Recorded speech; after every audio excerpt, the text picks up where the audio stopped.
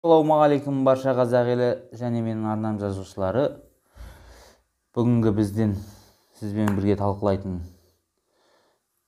затымыз, яғни алдыңғы бейнеде уәде еткендей, менің AliExpress'тен алған тұңғыш дүнием бұл.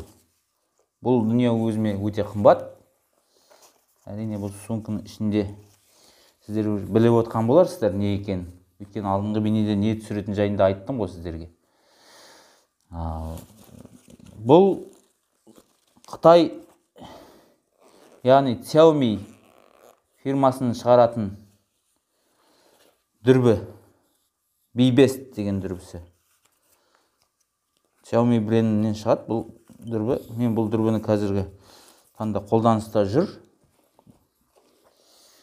Бұны енді көптеген адамдар менен сұрап алып отыр, мал іздейтін. Бұл дүрбіні бәрі де мақтап келеді. Жақсы дүрбі екен деп. Жақсы тартады екен, жақсы көрсетеді екен деп.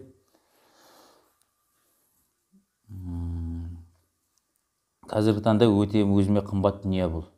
Өйткені біріншіден бұл AliExpress'тен алған тұңғыш дүние. Бағасы қолжетімді деуге болады. Біздің нарықтағы бағамызбен біздің өзіміздің базардағы Қазақстандағы бағамен салыстырғанда. Екіншіден сапасы да жоғары. Бағасы 22.000 теңге.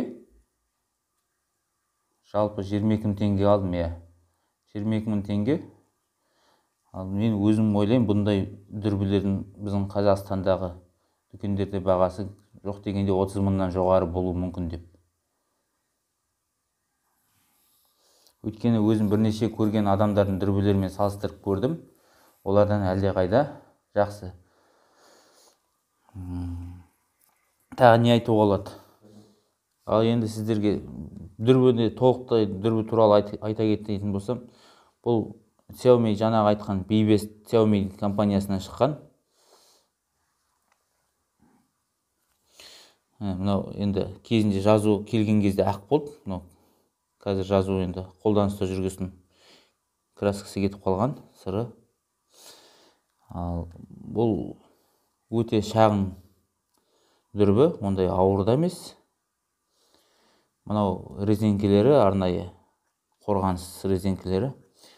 Бір жақсы жері бұл резеңкелер өте сапалы. Әлі созылып ештеңе болған жоқ. Бір плюс жағы осы резеңкелердің.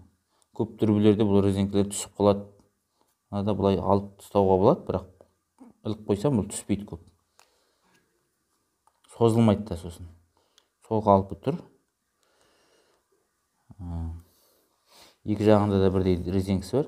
Екінші жағында резеңкесі енді өйтіп, мынау алдыңғы резеңкесі сияқты ашылмайды, бұлай алып тастап қараймыз.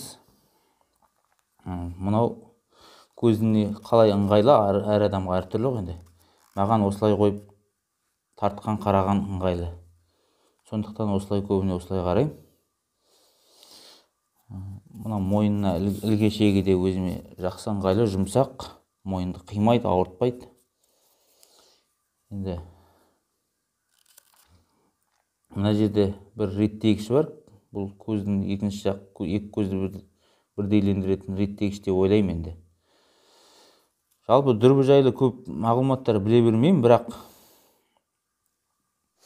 әзірге жақсы, сау болыңыздар. Келесіде пышақ туралы айтатын боламын.